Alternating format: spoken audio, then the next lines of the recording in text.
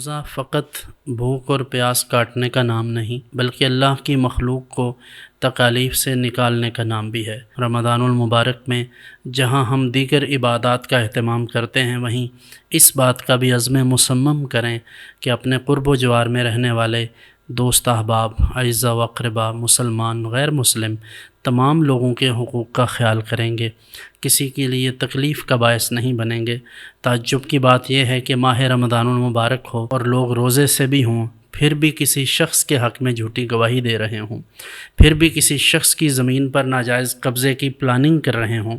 اور رمضان المبارک کے ماہ مقدس میں لوگوں کی کردار کشی بھی جاری ہو، لوگوں کے بارے میں بدگمانیاں بھی کی جائیں، لوگوں کے بارے میں ڈس انفارمیشن بھی پھیلائی جائے، کسی کے ساتھ جھوٹ بولا جائے، کسی کے ساتھ دھوکہ کیا جائے۔ ایک طرف تو اللہ رب العزت کی رحمت کے طلبگار ہوں ہم، اور دوسری طرف ہم اللہ کی مخلوق کو تنگ کریں اور انہیں جھوٹ بول بول کر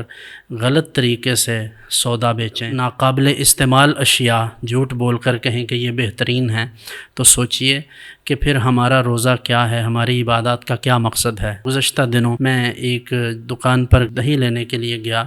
تو اس سے ریٹ پوچھا، تو اس نے جو ریٹ بتایا دودھ کا بھی اور دہی کا بھی، تو مجھے تعجب ہوا۔ اس نے کہا کہ حضرت میں 20 سے 30 روپے ابھی مارکیٹ سے سستا بیچ رہا ہوں۔ تو میں نے کہا اس کا کیا مقصد ہے؟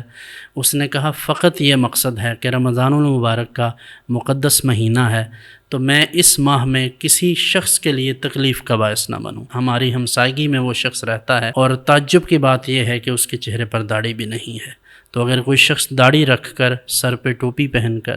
امامہ پہن کر یا مذہبی گیٹ اپ کے ساتھ جھوٹ بولتا ہو، لوگوں کو دھوکہ دیتا ہو، یا ملاوٹ والا تیل بیچتا ہو یا کپڑا بیچتا ہو جھوٹ بول کر، یعنی جو کوالٹی بتاتا ہے وہ وہاں موجود نہ ہو اس میں، تو پھر ہمیں اس بارے میں سنجیدگی سے سوچنا چاہیے کہ کیا ہم اللہ کی رحمتوں کو دعوت دے رہے ہیں یا اس کے عذاب کو دعوت دے رہے ہیں۔ یہ لمحہ فکریہ ہے کہ اللہ رب العزت کی مخلوق کو تنگ کر کے ہم اللہ کو کبھی بھی راضی نہیں کر سکتے۔